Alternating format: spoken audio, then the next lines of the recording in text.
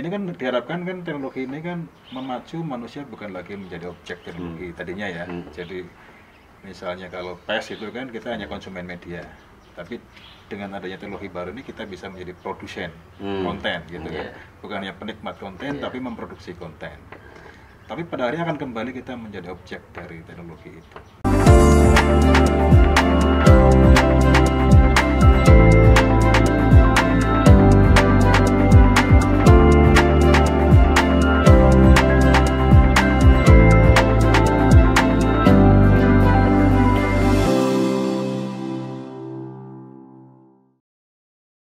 Assalamualaikum warahmatullahi wabarakatuh.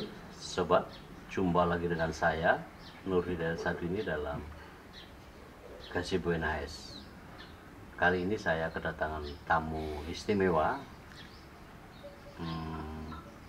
akademisi, antropolog, begitu aktif di dunia kampus dan juga pernah menjabat sebagai Komisi Informasi Pusat dan saat berkegiatan lain. Saya akan sapa saja Dr. Amiruddin MA. Apa kabar, Mas Amir? Alhamdulillah. Saya panggil Mas Amir ya. Iya, siap, Mas NHS. Iya. Mas Bro NHS. Mas Bro NHS. Aktivitas selama ini? Ya, sekarang pasca selesai mendapatkan tugas tambahan, sebagaimana Mas Bro NHS. Aktif di dalamnya ya. Di 2 periode di Komisi Informasi Pusat 2009. Kali ini KIP ya, KIP, Komisi Informasi Pusat 2009-2013, terus lanjut ke Komisi Penyiaran Indonesia Pusat 2013-2016. Terus setelah itu kembali ke kampus, ke home base lah ya, home base kita. Istilah saya kembali ke jalan yang benar. Jalan yang benar. Tapi dulu sempat di Jawa Tengah juga ya, aktif ya? Ya, di Jawa Tengah itu kalau di lembaga independen ini kan di KPID Jawa Tengah itu 2 periode itu, 2004 sampai 2007. 2009. 2004 sampai 2007, kemudian 2007 sampai 2009. 2 periode. Jadi 2 periode di Jawa Tengah, KPID, lalu dilanjut di pusat. Di pusat, ya. Pindah antara KIP, Komisi Informasi Pusat, ke KPI, Komisi Penyiaran Indonesia. Masih satu rumpun lah di dunia informasi dan media. Saya berpikir juga begini, Mas Amir, bukankah itu juga tidak bisa digabung gitu ya, antara KIP, KPI gitu ya, lalu Dewan Pers gitu ya, lalu yang sejenisnya. Kan rumpun besarnya kan hak asasi manusia. Iya, betul. Hak asasi manusia itu kan mengalami perluasan. Iya. Saya dulu berpikir kenapa nggak di regrouping aja dalam satu payung Komnas HAM gitu ya, lalu ada sub atau divisi gitu ya, tentang pelanggaran HAM, berat dan segala macam, pemantauan, masuk hak pilih gitu kan, lalu masuk juga segala lembaga yang berkenaan dengan informasi kan, apalagi Undang-Undang Dasar 45 kita kan sudah diamandemen dan banyak menyebut tentang hal ehwal kebebasan informasi. Nah, bagaimana menurut Mas Amir? Iya. Itu sebenarnya gagasan bagus itu ya kalau kemudian bisa di regrouping ya. Regrouping. Iya. Tapi perjuangannya harus agak keras karena lembaga ini kan lahir berdasarkan undang-undang. Undang-undangnya sektoral kan. Ada undang-undang tentang pers gitu kan, undang-undang penyiaran, undang-undang terbuka informasi gitu, dan masing-masing mengamanatkan. Nah, jadi mereka sudah establish secara kelembagaan gitu ya. Dan antara undang-undang yang satu dengan yang lain itu tidak saling menundukkan juga gitu. Jadi misalnya undang-undang pers dan undang-undang penyiaran itu ya berdampingan, nggak ada lex spesialis, nggak ada lex apa itu ya yang di atasnya ya.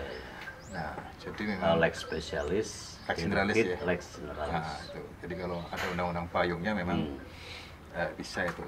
Nah, sekarang kan sedang diupayakan ada undang-undang payung yang mengatur mengenai konvergensi ini, konvergensi media informasi teknologi. Ya, kalau di di dunia ekonomi kan ada undang-undang Cilaka juga. Itu Cipta Lapangan Kerja, Omnibus Law. Ya. Konsep Omnibus Law itu kan mensinkronkan, mensinergikan atau apapun namanya dalam satu isu gitu ya, based on issues.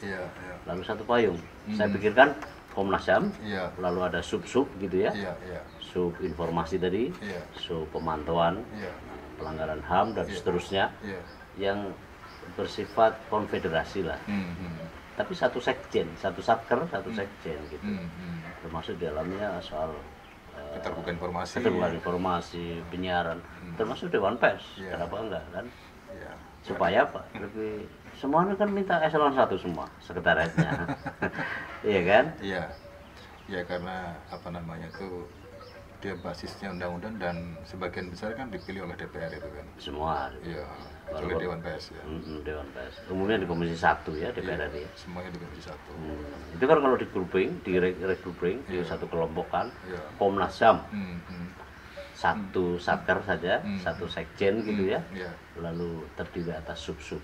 Saya rasa itu akan lebih efisien. Gitu ya. Kalau pengalaman Mas Amir mungkin nggak itu selama bergelut di urusan-urusan kelembagaan ini?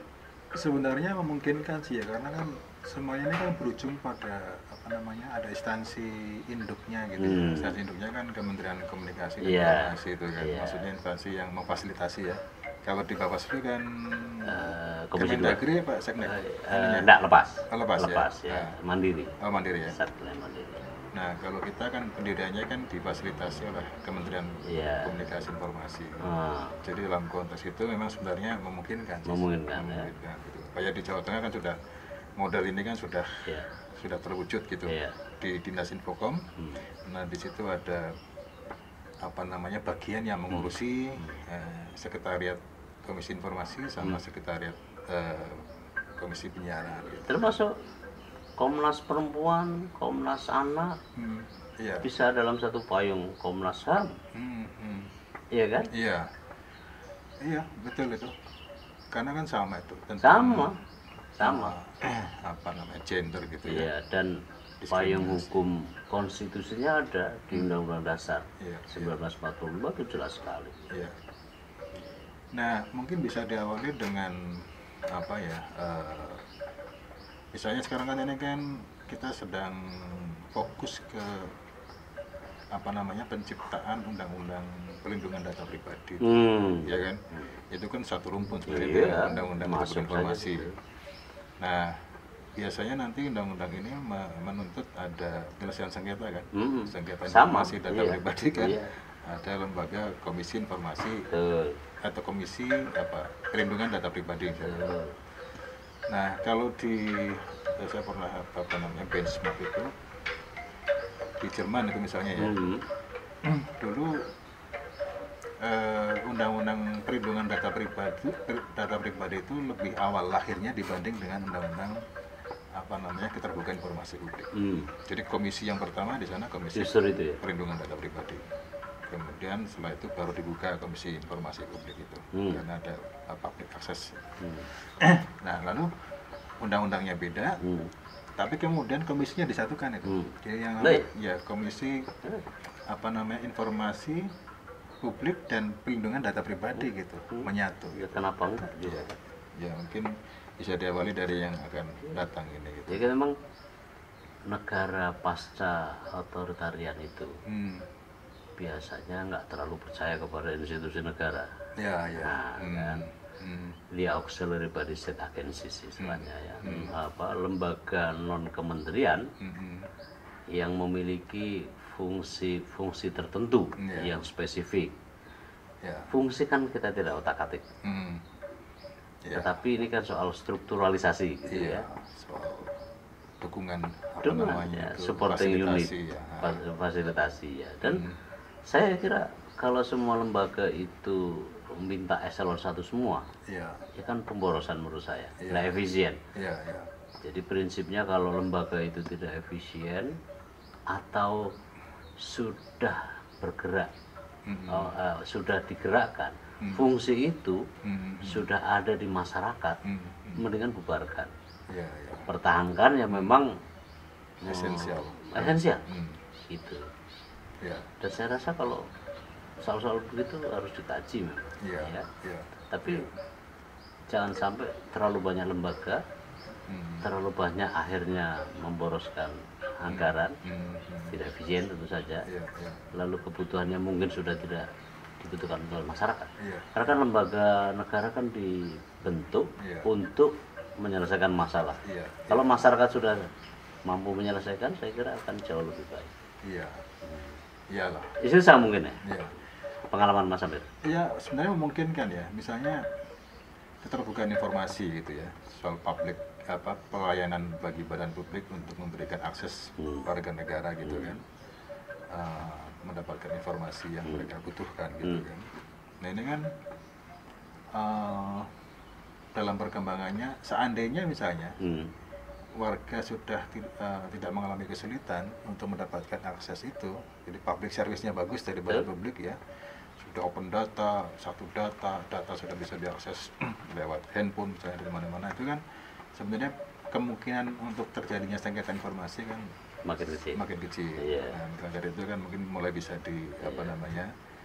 dirampingkan dari misalnya ya, kalau komisi informasi itu terdesentralisasi kan ini kan sampai di provinsi bahkan di kabupaten kota mungkin cukup dalam satu provinsi saja atau dalam satu pusat saja kayak gitu. Sama seperti pikiran saya. KPU, Bawaslu. Oh ya itu kan. Menurut saya cukup di provinsi. Tidak perlu sampai kabupaten kota. Selebihnya serahkan kepada masyarakat. Iya. Karena negara dalam pikiran saya terpaksa harus hadir ketika masyarakat tidak mampu atau belum mampu. Tapi sembari itu dia juga harus bekerja keras untuk mengedukasi masyarakat. Betul, dalam bentuk partisipasi yang itu sifatnya voluntary tapi ad hoc gitu kan. Betul. Dan bila perlu dicangkok, difasilitasi. Ya untuk sementara dalam kurun-kurun tertentu gitu ya. Tapi kalau yang jelas masyarakat jauh lebih, kan ada misalnya ada dua komisi, Komisi Perlindungan Anak dan Komisi Anak Indonesia. Kalau Kak Seto sama Aris Merdeka Sirait itu kan swasta. Ya mendingan serahkan kepada masyarakat saja, difasilitasi gitu. Sementara yang negeri ini, yang plat merah, dan saya lihat juga lebih tidak fungsional. Justru yang swasta ini ya sudah dibubarkan gitu. Nah, itu saya kira gitu. Harus dipikirkan. Jangan sampai state capacity, tetapi adalah society capacity. Jadi untuk meningkatkan kapasitas masyarakat, bukan untuk meningkatkan kapasitas lembaga negara. Gitu. Ya, memang harus mulai dipikirkan begitu, karena kan sejarah keterbentukan negara kita ini kan negara itu kan terbentuk bisa karena 3 jalur itu. Jadi pakai teori misalnya kewargaan ya, citizenship. Jadi mereka warga negara dari kelompok budaya yang beragam, ingin hidup sejahtera gitu kan, sehingga kan bersepakat membentuk negara gitu kan. Dari voluntary itu. Ya, voluntary. Negara bertugas untuk menjamin kesejahteraan. Kemudian yang kedua kan negara yang terbentuk karena komunalisme itu. Jadi kesukubangsaan, klan, kekerabatan, tribe. Ya, jadi kan kemudian muncul negara kerajaan macam-macam. Kemudian negara yang dibentuk karena warga menghendaki adanya jaminan atas pemenuhan HAM, hak asasi manusia, gitu kan. Ada fungsi teori proteksi itu. Iya, liberalisme jadinya ini kan. Nah, liberalisme. Nah, kita kan masuk di jalur yang dulu komunalisme, sekarang ke citizenship itu. Ya, dalam konteks ini berarti negara itu memang bertugas untuk memberikan servis layanan, pemenuhan kebutuhan hajat hidup mereka itu. Sebenarnya bisa diambil oleh negara. Iya, gitu. Yang kira-kira tidak mampu atau belum mampu dilakukan oleh non-negara, masyarakat gitu ya. Maka ya harus ini aja, harus swasta gitu ya. Baru negara sebagai pemadam kebakaran saja. Betul. Kalau ada hal-hal yang krusial gitu ya, dan itu merusak kepentingan warga negara, ya enggak usah. Dan sebaliknya yang karena negara punya fungsi melayani kepentingan publik gitu ya.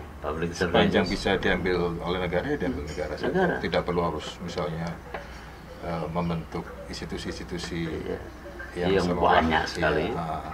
Pencerminan dari apa namanya itu mengentertain ya public interest gitu kan. Dan membuat banyak sekali lembaga-lembaga komisi misalnya gitu. Negara itu kan terpaksa harus dihadirkan oleh karena masyarakat tidak atau belum mampu gitu. Tapi kalau masyarakat sudah mampu, buat apa gitu kan?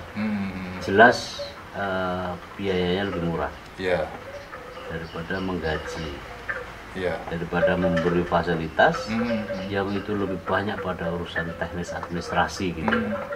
Karena yakin saja bahwa masyarakat itu punya logika untuk membangun dirinya. Iya, bahkan sekarang kan ya dari dulu kan juga begitu ya. Sejarah apa namanya kebangkitan nasional itu yang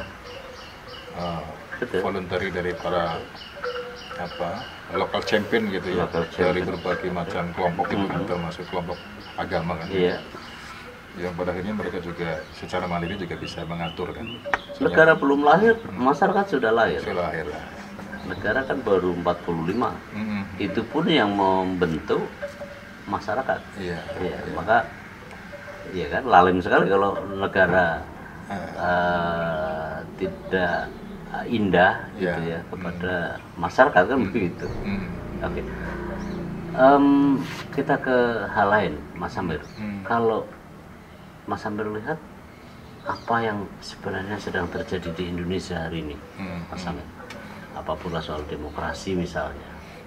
Menurut Mas Amir sebagai antropolog begitu? Ya sekarang determinisme teknologi itu yang merubah format semuanya kan, merubah format kelembagaan politik dan tata cara di situ ya. Ekonomi juga ada model bisnis yang berubah, termasuk kampus juga kurikulum berubah. Jadi revolusi teknologi inilah saya kira yang yang kita setelah memasuki di masa revolusi industri 4.0 ya. 4.0. Ya 4.0 ini yang merubah landscape bukan hanya di aspek material gitu tadi ya, yang nampak tadi itu, tapi juga yang non material, pikiran ya, mindset kita itu. Saya kira itu yang kita alami sekarang ini. COVID-19 apa peranannya ya sehingga mengubah terhadap semua hal ini dalam rangka revolusi industri misalnya 4.0. Ya, COVID ini COVID sisi lain ya. Ini kan kalau COVID ini kita bisa bicarakan sebagai determinisme lain gitu ya. Jadi kalau yang tadi kan teknologi, kalau ini kan soal wabah ya, soal wabah, soal pandemi ini juga sama ya, merubah situasi, merubah di level pemikiran maupun di level yang material tadi juga kan. Dan bahkan saya kira COVID ini juga menjadi pemicu bagaimana manusia Indonesia yang sebagian besar gitu ya, cara berpikirnya kan masih religio model gitu ya, atau bahkan ditambahkan magic religio model gitu ya. Apa itu Mas? Jadi cara berpikir yang dimana segala sesuatu kan dikaitkan dengan persoalan keagamaan, persoalan kekuatan-kekuatan di luar yang rasio gitu ya. Adikodrati gitu kan. Kemudian sekarang terpaksa harus berpikir rasional itu rasional. Dipaksa. Iya. Makin menuju ke rasionalisme gitu kan. Dan COVID ini kan saya kira diantaranya mampu membangkitkan pola pikir yang rasional. Nah kan misalnya soal vaksin sekarang udah bisa menerima gitu kan. Karena memang COVID ini bukan pagebluk gitu kan. Kalau dalam bahasa Jawa atau religi model kan, bahwa itu kan pagebluk gitu kan, kekuatan lain yang karena mungkin perilaku manusia kemudian diuji ya dengan seperti itu. Tapi ini kan bukan pagebluk, ini adalah fenomena epidemiologi gitu ya, berarti kan ilmu pengetahuan. virus lah gitu, dan harus ditangani dengan cara-cara metode yang saintifik yang ada dalam epidemiologi itu gitu. Tidak bisa dilakukan dengan cara-cara yang di luar itu gitu. Kalau dimensi budaya ya, apakah juga mempengaruhi ya? Nah, misalnya pertama tadi informasi, revolusi industri berbasis IT 4.0 satu hal, lalu hal lain adalah COVID. Apakah dalam penglihatan Mas Amir memang itu juga berubah masyarakat sekarang? Iya. Jadi teknologi itu juga mempercepat ya diseminasi kebudayaan baru itu gitu ya. Mengakselerasi gitu ya. Menuju ke ke pengenalan kebudayaan baru lah ya. Misalnya kayak COVID ini kan kalau tidak dimediasi melalui teknologi gitu kan, orang kan selalu menganggapnya bahwa ini adalah paku beduk gitu, sehingga orang salah dalam mengantisipasi, menangani gitu. Bisa jadi COVID akan ditangani dengan cara-cara ritual, cara-cara menggunakan mitos lama ya. Local culture gitu. Local culture. Mungkin kungkum di mana? Local wisdom. Iya, local wisdom itu ya, atau pakai kalaupun pakai obat-obatan juga obat-obatan yang tradisional gitu. Mantra mantra gitu kan. Tapi apakah masyarakat sekarang masih begitu banyak yang percaya bahwa COVID-19 ini misalnya, apakah memang pendekatannya seperti itu? Melihatnya sebagai gejala dikodrati itu? Iya, masih cukup ya, masih ada lah ya. Masih ada. Jadi misalnya gini, yang mudik kemarin itu kan, fenomena mudik kan, memilih mudik atau memilih tidak mudik. Memilih mudik berarti ada potensi dia terkena transmisi COVID, gitu kan. Memilih tidak mudik berarti kan dia menjalani ilmu pengetahuan gitu, karena kan harus isolasi lah ya. Nah, yang memilih tidak mudik itu yang rasional gitu, yang rasional. Dalam pengertian di dalam epidemiologi ini kan sekarang kan teori penanganan COVID-nya kan tidak lagi transmisi, tapi juga bukan menghindari transmisi lagi, tapi juga vaksinasi gitu kan sekarang ini kan. Nah, vaksinasi itu kan diarahkan untuk menciptakan masyarakat yang kebal gitu ya, herd immunity gitu ya. Herd immunity. Iya, dengan vaksin ini kan. Nah, herd immunity kan selain ada konsep konsep medis, sebenarnya ada konsep sosialnya itu, memberikan pelindungan kepada orang lain gitu, dengan cara dia diimunkan dulu gitu. Nah itu, jadi kan dalam herd immunity itu kan untuk yang vaksin yang sudah kita terima itu kan herd immunity-nya kita bisa mengefikasi berapa ya, 65% atau berapa, ya kan? Jadi masih ada 35%. Seandainya dia tidak divaksin, tapi karena sudah dikepung oleh orang-orang yang telah divaksin, maka dia terlindungi gitu. Itu kan sosialnya di situ gitu. Nah, dalam konteks ini maka menurut saya orang-orang yang berpikir magic religi model itu sebenarnya masih banyak gitu, yang melindungi orang lain itu adalah utama dibandingkan dengan tidak pulang gitu. Nah, jadi dalam dunia wabah ini kan berlaku prinsip itu, Mas Nur, yang kesehatan adalah yang utama, kesehatan masyarakat adalah yang utama. Lex populis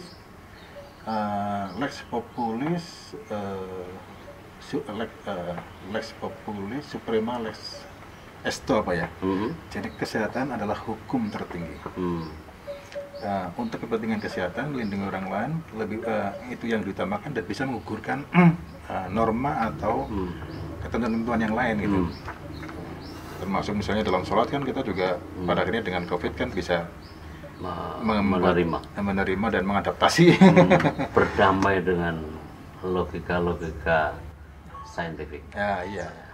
Berdamai dengan logika saintifik. Termasuk mudik kan yang diminta kan begitu, harus berdamai dengan saintifik, tidak alasan mudik dalam kerangka untuk melindungi yang lain.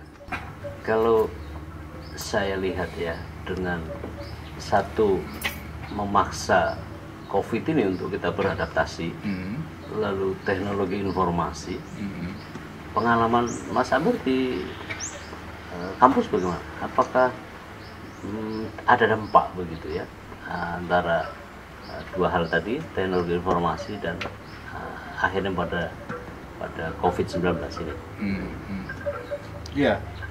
Ya ada dampak, tapi sebenarnya dampak ini kalau di perguruan tinggi ya, saya kira sih dampak yang positif lah gitu ya. Jadi sekarang dengan COVID yang memang tadi azasnya adalah kesehatan masyarakat itu lebih utama dibandingkan dengan yang lain, yang bisa menomorduakan yang lain gitu kan, untuk kepentingan pelindungan masyarakat itu,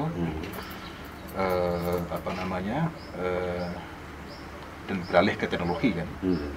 Teknologi ini menjadi, menurut saya ada efek positifnya gitu ya. Karena teknologi yang sekarang dihadirkan ini kan memungkinkan bisa memindahkan ya, realitas sosial dalam perkuliahan itu melalui teknologi gitu. Jadi misalnya melalui MS Teams ya yang kita kenal, atau Zoom gitu lah. Zoom itu untuk bidang-bidang tertentu seperti sosial humaniora yang tidak menuntut harus ada ke lab misalnya gitu ya, itu sebenarnya efektif itu, efektif. Ya problemnya paling hanya persoalan pulsa misalnya gitu ya bagi anak-anak mahasiswa, tapi kan ini bisa diatasi dengan relokasi anggaran yang bisa diarahkan ke sana kan. Nah, jadi COVID ini menjadi momentum bagaimana perguruan tinggi pun makin ramah dan dekat dengan pemanfaatan teknologi untuk pendidikan itu, Mas Nur. Menurut saya itu bagus itu ya. Saya kira itu poinnya itu. Dipaksa ya. Dipaksa. Saya lihat dosen-dosen yang selama ini gaptek harus mampu kuasai. Iya. Dan sebelum itu kan kita juga sudah merancang program kuliah online itu kan, Kulon kan. Jangka panjang. Kulon itu kan nggak jalan-jalan itu. Iya. Memang seluruh perguruan tinggi yang saya amati memang pada akhirnya harus menggunakan sistem berbasis IT ya. Iya. Nah, tapi kan memang COVID ini mempercepat ya, memaksa untuk lebih cepat lagi. Iya. Apa yang terjadi di kampus kalau pengalaman Pak Mas Amir? Ya muncul tata nilai baru kan, budaya baru nih kan, ya kan, gitu kan, ada efisiensi, gitu. Kemudian multitasking lebih dapat diakomodasi oleh orang-orang di dalam kampus kan, misalnya Mas Nur nanti sebagai kadep itu kan harus memimpin rapat di sini, tapi di selain bisa dengan membuat device memakai device baru ya, device yang lain bisa mengendalikan rapat yang lain misalnya gitu. Itu kan yang itu kalau di offline kan nggak mungkin itu, ya kan, hanya satu kalau kondisi normal nggak mungkin. Jadi multitasking dapat dihandle efisien gitu, dari segi pembiayaan dan sebagainya, listrik juga nggak terlalu boros gitu ya. Ruangan-ruangan tidak lagi sebenarnya diperlukan ya. Disubstitusi oleh online aja itu. Tapi artinya kan sebenarnya gedung sekolah, gedung kampus kan nggak perlu juga kalau begitu. Ya pada akhirnya nanti itu tidak terlalu signifikan. Kalau ada tanah yang lebar, gedung yang tinggi gitu ya, karena semuanya bisa dimediasi oleh teknologi.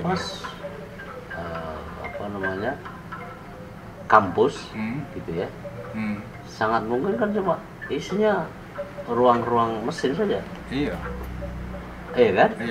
Sistem informasi saja. Manajemen informasi saja kan? Dan kita harus kuat di jaringan broadbandnya itu nanti. Jangan sampai nanti broadbandnya minim ya, lemah gitu. Nah, itu harus mulai berpikir ke sana, infrastruktur ya, infrastruktur jaringan dari masing-masing kampus harus kuat betul, jangan sampai nanti lemah di situ. Apa misalnya di program studi antropologi politik yang Mas Amir kelola, apakah misalnya ada keluhan ya bahwa penggunaan pengajaran menggunakan IT ini gitu ya optimal Ya. tidak memuaskan atau gimana? Iya, iya. Ya karena ini masih baru sih ya. Jadi kan katakan kan 2002 berapa ya? 1 tahun lah ya. 1 tahun ya. 1 tahun. 1 tahun 2 ya. semester lewat ya. Iya, yang kita terpaksa atau dipaksa beralih kondisi ke teknologi kan daring ini kan. Jadi kan memang ada kegagapan ya. Kompetensi atau skill. Karena kan dosen kita kan tidak semuanya juga melek teknologi gitu ya. Karena dari awal kan tidak di-setup begitu. Kuliahnya offline gitu kan, kemudian konsultasi juga offline gitu kan. Apalagi generasi pasca baby boomers. Iya, baby boomers atau generasi X gitu kan. Iya. Yang lahir tahun 65 kan masih banyak gitu. Betul. 65. Baby boomersnya lahir 46. Juga masih banyak kan ya? Masih banyak. 46 sampai 64 gitu lah. Itu kan baby boomers itu. Kalau saya baby boomers kayaknya ya. Mas Nur ini Pasca kan, baby boomer. Ya, generasi X. X ya. Ya, 65 sampai 80-an itu. 65 sampai 80 Iya, ya. X. 80 ke Menurut 90. Thomson's Hot itu ya. Iya. Itu masuk ya, termasuk Mas Amir ya? Saya generasi X ini. Pemuda X generasi ya? X ya. Pra baby boomers. Setelah. Ya pasca ya. Iya, pasca baby boomers. Nah, padahal rata-rata dosen itu Baby seperti kita. Iya, mayoritas kelompok di seperti kita ini. Yang baby boomers juga, yang generasi lama juga masih banyak. X dan baby boomers. Iya. Nah, setelah itu baru milenial. Milenial. Z. Iya. No. Milenial Y itu ya. Y. Itu 80 sampai 96 lah itu. Iya. Baru milenial. Iya. Habis Z. milenial Z. Z 9, Z masih Z belum terlalu banyak. Belum banyak. Kita milenial lah. Milenial. Itu kan kalau identifikasi dari sejumlah ilmuwan termasuk Thomson's Hot itu mengatakan bahwa kita tidak terdidik gitu ya. Generasi kita itu kan tidak terdidik oleh teknologi.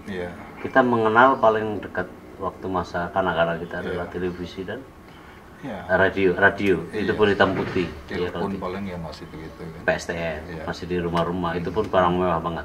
Komputer itu saya mengenal aja tahun 90-an ya, 93. Pun masih WS gitu ya. WS 3, WS 2, 3 sampai 5 kalau salah ya. Itu kan. Sebelumnya kan WS Rindra ya. WS Rindra duluan ya kan. Nah, kan ini dipaksa ini.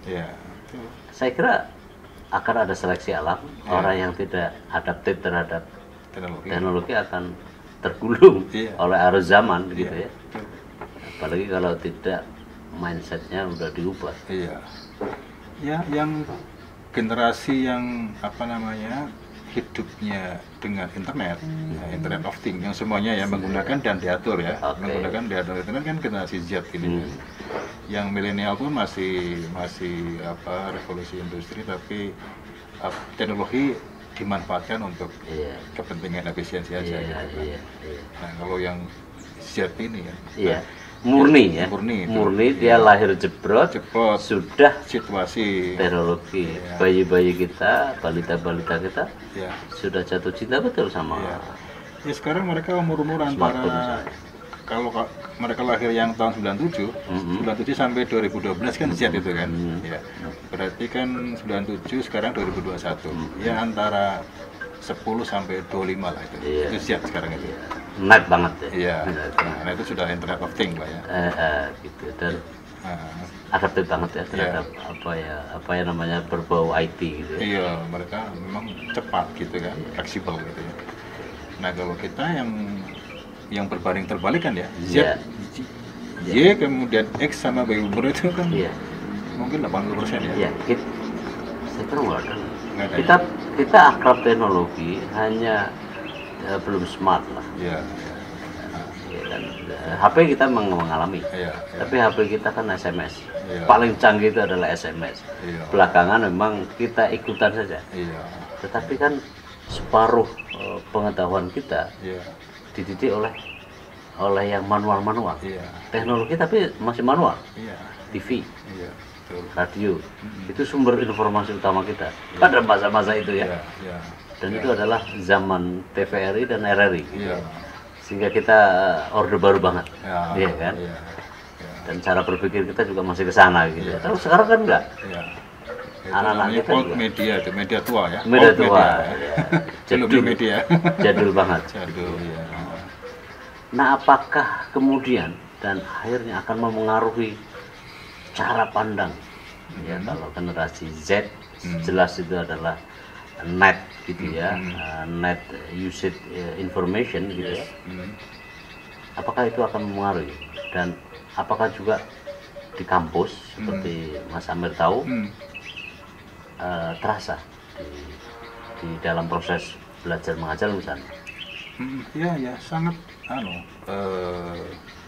kelihatan itu perbedaannya itu gitu ya. Kalau generasi Z ini kan karena dibentuk oleh teknologi gitu, situasi teknologi yang begini yang serba cepat gitu kan, kemudian cepat, individualis gitu kan ya, karena dia teknologi itu berpotensi merusak merusak mental set gitu ya.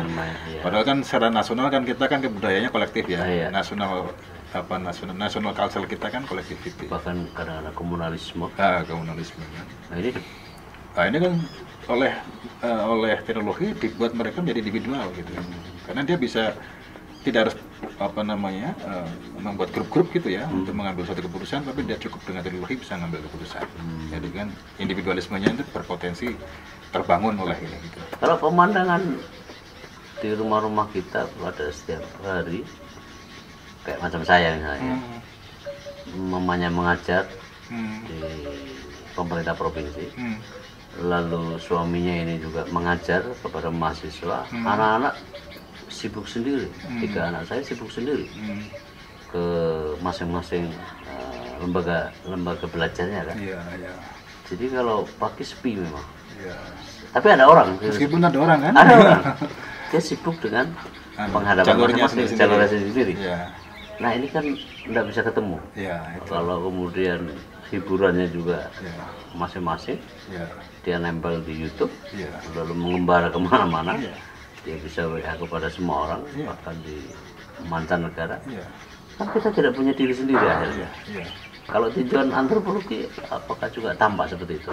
Iya, tampak sekali. Ya, jadi memang teknologi itu memberikan kemudahan, kemudahan juga di dunia organisasi atau dunia kerja, yang membuat pertama jam kerja tidak terbatasi lagi. Gitu, ya. Jadi hal-hal yang sifatnya urgent yang harus ditangani gitu kan, kalau dulu kan terbatas karena tidak ada teknologi, jadi jam kantor saja gitu kan, kita semua yang bersifat physically. Iya, physically. Tapi sekarang bisa diatasi dengan teknologi sampai jam berapapun bisa gitu. Nah sehingga dalam keluarga yang terjadi, suami istri pun kalau mereka karir ya, sama itu. Jadi sepi gitu ya. Ramai tapi sepi. Ada orang tapi nggak ada suasana kehangatan itu, karena masing-masing masih menangani masing-masing. Iya, apalagi dosen kan ya, kita ada mahasiswa ini minta konsultasi, kirim dan sibuk sangar PDW. Iya, nah itu. Jadi itu perubahan-perubahan yang harus kita hadapi itu. Ada yang mengatakan gitu Mas Amir, ada proses dehumanisasi. Gimana itu? Ya betul. Jadi teknologi itu membuat orang teralienasi gitu ya, terasing ya, terasing dengan core values kita, nilai-nilai dasar kita, yang kita secara historis kan udah lama ya, udah lama kita dengan hidup dengan misalnya kebudayaan kita gitu kan, terbina dalam keluarga misalnya. Tapi karena teknologi ini kan itu hilang. Kalau pagi berangkat sekolah, berangkat kerja kan, pulang sore atau dulu malah siang kan, zaman-zaman kita siang kan. Itu normal gitu. Lalu habis itu ada kesempatan istirahat sampai kemudian main bola di lapangan kan, itu kan ala kampung dulu kan. Lalu maghrib bagi yang muslim beribadah sampai isya, lalu kan baru tidur, nggak ada TV. Nah, sekarang kan enggak. Sekarang cari kesibukan sendiri. Jadi memang benar manusia suatu waktu memang mengalami proses dehumanisasi ya. Gimana itu pandangan Mas Amir? Iya, dehumanisasinya bahkan nyaris sampai ke titik nadir ya, karena teknologi ini juga memacu diri ya. Dia memacu diri, memonetize gitu ya, mumpung lagi booming gitu ya. Lalu kan kemudian menjadi aset bisnis baru ya, gitu kan. Konten-konten pun kan di push demikian rupa gitu. Jadi di di handphone kita tersedia banyak sekali ragam konten yang luar biasa kan, yang memenjara kita untuk selalu hidup dengannya. Nah, sementara kontennya pun juga itu menjadi bisnis karena sekarang kan dihitung dari itu ya, subscriber itu ya, subscribe ya, viewers ya, jam tayang ya, viewers lah terutama sama subscribe. Makin banyak subscribe, pendapatan dia makin banyak, sehingga orang berlomba-lomba membuat konten. Dan sekarang kontennya kan semuanya ada gitu, dari mulai yang privacy sampai yang public, dari yang mistik sampai yang rasional gitu kan, ada semua di situ kan. Orang tinggal sukanya yang mana, jalur yang mana. Tidak ada batas. Tidak ada batas. Nah itu, jadi waktu 24 jam itu, kalau dulu orang hanya berinteraksi dengan teknologi itu kira-kira hanya 4 jam, itu pun sudah disebut sebagai heavy viewers gitu ya, TV itu 4 jam dulu. Berat. Iya. Terus sekarang kan sudah 24 jam tuh nyaris ya. Paling hanya tidur aja yang tidak bersentuhan dengan itu kan. Itu kalau memungkinkan juga pakai itu ya. Karena kadang-kadang tidur pun harus diiringi musik. Iya. Iya kan. Bahkan kalau pas ngeliat nggak bisa tidur ya lihatnya handphone kan. Pasti. Iya. Sebelum tidur memastikan apakah ada pesan. Iya. Dari pimpinan, dari kawan dan seterusnya. Begitu banyak grup, misalnya WA juga akan menyita waktu kita. Begitu kita buka lagi, yang dicari bukan apakah pasangan sebelah kita masih ada di tempatnya. Kemudian apa? Tapi smartphone. Kan? Jadi dehumanisme lah ya, bukan dehumanisasi tapi dehumanisme. Jadi humanity-nya jauh lebih dahsyat itu dehumanisme. Karena orang kehilangan tidak berpegang lagi kepada nilai-nilai inti tadi itu, yang sesungguhnya itu kan yang mengendalikan kita hidup damai ya, gitu kan. Tapi kan nggak ada ruang lagi kita untuk selalu refleksi dengan ini semuanya atau menjalani ini semuanya. Kita kehilangan itu ya. Iya, itu. Nah, lalu kalau terus begini apa yang bakal terjadi pada manusia? Ya makin individualistis, makin manusia itu menjadi monarki gitu nanti ya. Tahu. Iya, monarki itu. Ya ini. Jiwanya hilang gitu. Betul. Nah, itu. Betul. Robot gitu. Robot.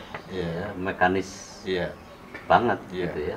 Dia tidak lagi, ini kan diharapkan kan teknologi ini kan memacu manusia bukan lagi menjadi objek teknologi tadinya ya. Jadi misalnya kalau PES itu kan kita hanya konsumen media, tapi dengan adanya teknologi baru ini kita bisa menjadi produsen konten gitu kan. Bukan hanya penikmat konten tapi memproduksi konten. Tapi pada akhirnya akan kembali kita menjadi objek dari teknologi itu. Jangan-jangan diatur dia itu. Kita sudah tergantung pada teknologi. Dengan begitu ketergantungannya. Kalau dulu era-era pre-baby boomers maupun after baby boomers kan kita masih bisa mengendalikan teknologi. Jangan-jangan hari ini Mas Amir kita itu sedang dikendalikan oleh teknologi. Iya, sudah masuk dalam determinisme teknologi.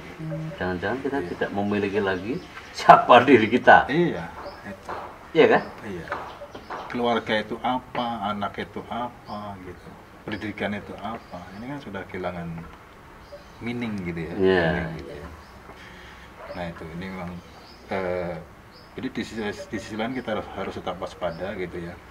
Jadi gini, saya sih merumuskan gini Mas Nur ya, jadi kita harus waspada dengan perkembangan teknologi ini ya, karena teknologi memungkinkan manusia menjadi individualis, kehilangan inti dasar, kehilangan core values kita. Core values kita kan kalau dari sejarah kebangkitan bangsa itu kan core values as a human. Iya, as a human itu kan kalau di Amerika kan 5 itu ya, freedom of religion sampai ke freedom of petition. Kalau kita kan diperas menjadi Pancasila itu. Ya, jadi manusia yang berketuhanan, berkemanusiaan gitu. Terus guyub ya, persatuan, musyawarah, adil gitu. Itu kan core values kita yang diperas dari nilai-nilai inti yang lain di mana kita berasal gitu, dari satu kelompok budaya kan, Jawa, Islam apa. Ini kan super identity kita kan itu. Nah, ini kan harus ada benang merahnya sampai kemanapun kita sebagai warga negara Indonesia gitu. Sampai di generasi X dan Y ini masih core values-nya kemungkinan masih ada. Masih terasa. Iya, terasa. Tapi di generasi Z ini ya. Yang terakhir ini. Iya, yang kemungkinan akan bisa lose ya, menjadi generasi lose generasi. Lose generation. Iya, karena dia kehilangan nilai inti tadi. Nah, mungkin masih hidup. Iya. Tapi robot-robot yang bekerja, robot-robot yang berjalan, iya. Yang hampir praksis, iya, mengandalkan pada iya. IT. Iya. Padahal sebagai bangsa kita tetap butuh identitas itu. Tapi identitasnya robot-robot tadi. Iya, makanya itu harus ada strategi pola pendidikan yang berbeda gitu. Apakah semacam ini dipikirkan ya oleh para pengambil keputusan? Ya mungkin sudah terpikirkan, tapi gagap dalam bagaimana mengimplementasikan itu ya. Bagaimana mengendalikan mereka agar tetap dalam satu dalam satu platform gitu ya. Dalam satu trajektori nilai inti tadi ya. 5 nilai inti itu.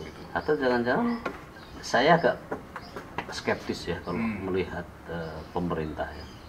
Karena tidak hanya pemerintahan sekarang, pemerintahan 2-3 tahun, 2-3 periode terakhir itu sama saja. Cara berpikirnya itu tidak mampu mengimbangi terhadap dinamika masyarakat. Bahwa memang sekarang memang terhenyak banget. Oleh karena ya kan begini, teknologi informasi ini kan sepertinya akan berjalan secara linier sebagaimana yang dipikirkan oleh para pembentuk kreasi-kreasi ya. Sedangkan kita kan bukan penentu, bukan determinan. Kita tidak punya kuasa untuk pendikte terhadap arus besar yang kuat ini, yang seluruhnya tersimpan di barat. Sedangkan kita begitu banyak core values yang Mas Amir tadi sebut, yang bebannya besar sekali, ini dan itu kan, kan begitu. Oh, ini kan bahaya menurut saya. Kita sedang berhadapan dengan kemungkinan rakyat atau bangsa ini menuju arus yang kita sendiri tidak bisa bayangkan gitu. Padahal pemerintah sendiri menurut saya sejak awal memang tidak kuat visi persiapan dalam bentuk yang lebih konkret, kecuali yang bersifat defensi. Jangan-jangan kita memang akan tergulung dalam arus ini. Potensial sekali.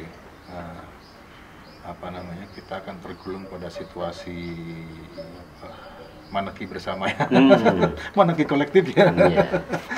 Kita akan hidup banyak monarki kolektif ya. Kalau generasi kita udah pada tapi yang hidup di generasi Z itu tadi itu. Ya, misalnya di kampus saja yang pengalaman Mas Amir misalnya juga kan menunjukkan kita kan nggak tahu juga siapa yang kita ajar.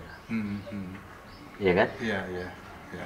Dia begitu kita minta, kita kirimkan barcode, lalu mereka nge-shoot untuk presensi.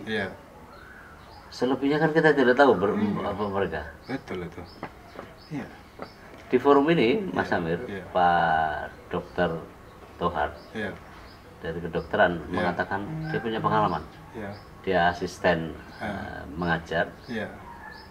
Ini acara pakai Zoom sudah selesai 15 sampai 30 menit. Itu masih banyak nongol itu foto-foto itu. Padahal kita udah bubar. Artinya mereka pasang presensi saja. Lalu tidak ada orang yang memperhatikan, tidak ada peserta kuliah yang memperhatikan. Jadi mereka kan ada lompatan berpikir ya. Mahasiswa kita masuk generasi Z ini sekarang ini.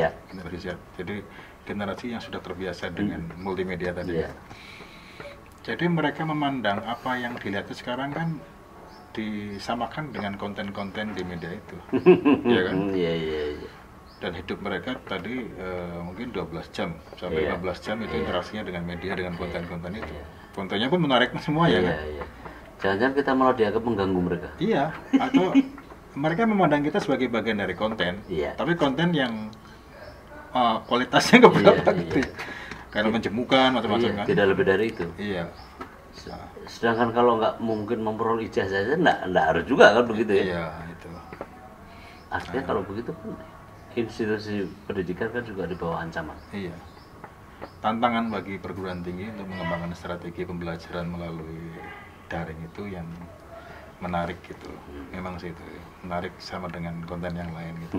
Kontennya si siapa gitu, Boy William atau siapa. Kalau begitu emang harus kreatif betul ya. Iya. Dosen harus dituntut betul. Iya, iya. Betul itu. Karena apa yang disajikan saja nggak bisa juga serta-merta akan menarik, kecuali mereka terpaksa kan. Iya, betul. Jadi tidak hanya cukup memindah tradisi perkuliahan di klasikal itu ke media. Memang kalau ini kan sudah bisa ya, tertransfer gitu. Sekarang kan interaksi kan, gambar ini medium ini memungkinkan apa namanya terpotret itu semuanya itu ya. Tapi tidak cukup banyak itu karena mereka generasi Z itu gitu, yang punya perspektif dan cara pandang baru. Cara pandang baru, selera baru, yang pasti belum tentu sepakat dengan selera generasi sebelumnya. Pendidikan dia lihat sebagai proses pembelajaran, dia lihat sebagai konten-konten bagaimana yang lain gitu kan, dibanding-banding. Nggak ada sakralnya sama sekali. Nggak ada sakral yang lain. Apalagi jelas kualitas konten materi yang kita sampaikan juga memang udah usang. Udah usang ya. Dan memang ya. Nah di sisi lain kita generasi lama gitu, ya kan, yang kreativitas kita terbatasi, kemudian cara pikir kita ya dengan textbook yang sudah kita bawa dari lama itu gitu kan, ya kan. Teori ilmu sosial kan ya begitu-begitu aja kan, dari klasik modern ke posmo gitu, itu yang kita ajarkan kan. Jangan-jangan kalau nggak ada otoritas tertentu, karena kebetulan misalnya kita dosen ya, atau guru gitu, yang namanya saya sebut sebagai rezim nilai, mereka juga nggak akan indah ya terhadap apa yang kita sampaikan. Tapi mungkin kalau kita masih lemah di kreativitas pembelajaran menggunakan daring itu, sementara pengendaliannya kita lakukan dengan pendekatan law enforcement aja itu. Jadi biasanya saya minta untuk wajahnya ditongolin gitu kan. Oke. Satu dari sekian cara. Kemudian ada tes kecil gitu ya. Setelah kita ada pembelajaran gitu kan. Nah gitu. Jadi itu dimaksudkan agar mereka minimal stay di situ dan berinteraksi lah ya dengan knowledge yang berkembang di situ gitu. Itu pun juga tidak menjamin sama sekali. Tidak menjamin sekali kan. Apalagi konten kita sudah tidak update gitu ya. Ketika kita panggil juga tetap nggak ada itu. Jadi kalau begitu siapa dosen itu kan? Siapa guru itu? Sedangkan proses itu sudah tidak terlampau diperlukan. Apalagi selera. Itu. Jadi kemenangan kita kan sebenarnya karena kita memiliki otoritas memberi penilaian saja. Lalu secara kumulatif, ujian dapat ijazah. Coba kalau itu tidak lagi diperlukan buat masa depan mereka, apa kira-kira yang bakal terjadi? Kita akan mengalami krisis ya, krisis SDM kita ya, SDM unggul ya. Kalau kita sedang mendengung-dengungkan SDM unggul ya. SDM unggul kan bukan hanya melek teknologi ya, skill dan hardnya, tapi soft skillnya itu justru kan. Soft skillnya itu. Mas hampir khawatir banget itu. Ya, menurut saya untuk generasi Z ini memang perlu ada perhatian khusus ini. Saya kira ada masuk akal ya. Ini COVID ini sudah 1 tahun, 2 semester. Tambah lagi kalau esok adalah 3 semester. Bayangkan bahwa mahasiswa pernah separuh masuk kampus gitu ya. Padahal itu kan inti dari kurikulum. Padahal kurikulum tadi disampaikan dalam proses belajar mengajar, ada yang cuma pasang lalu tidak tahu bahwa itu sudah bubar, dipaksa untuk menongolkan foto dan gambar. Jadi apa dong mananya kita berproses pendidikan? Iya. Gimana Mas? Iya. Iya, pendidikan itu transfer of knowledge kan ya. Dan transfer of values ya, saya kira itu kan bukannya knowledge ya. An experience. Dan experience itu ya. Dan values itu.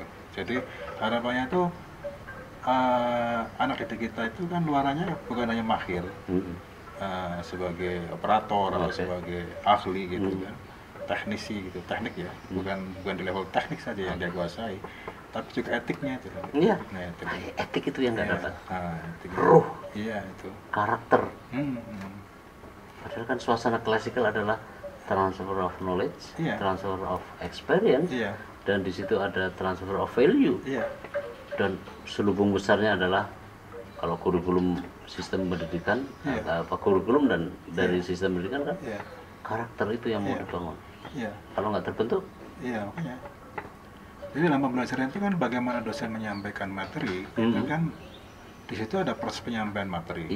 Tetapi juga ada cara di dalam menyampaikan materi itu. Nah, cara itu kan sebenarnya etika, nilai itu kan yang sedang diajarkan pada mereka. Bagaimana berpikir sistematis.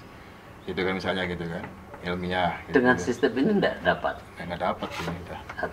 Lah ya, kalau ini misalnya COVID ini, situasi seperti ini berlangsung, paralel dengan usia saat mahasiswa masuk sampai terakhir, apa yang bisa dibayangkan oleh Mas Amir? Ya, apa namanya, mutu lulusan ya, mutu lulusan.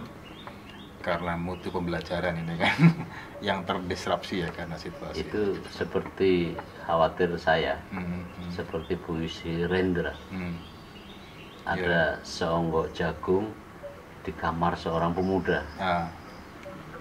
Terus? Petani bisa mengolah itu menjadi makanan sebagai berondong jagung tapi seorang pemuda yang minimum menyerap nilai-nilai dalam pendidikan lapar di kamar itu tidak bisa ngapa-ngapain. Bagaimana memperlakukan jagung tadi itu sebagai makan? Berarti dia nggak punya kebudayaan kan berarti kan?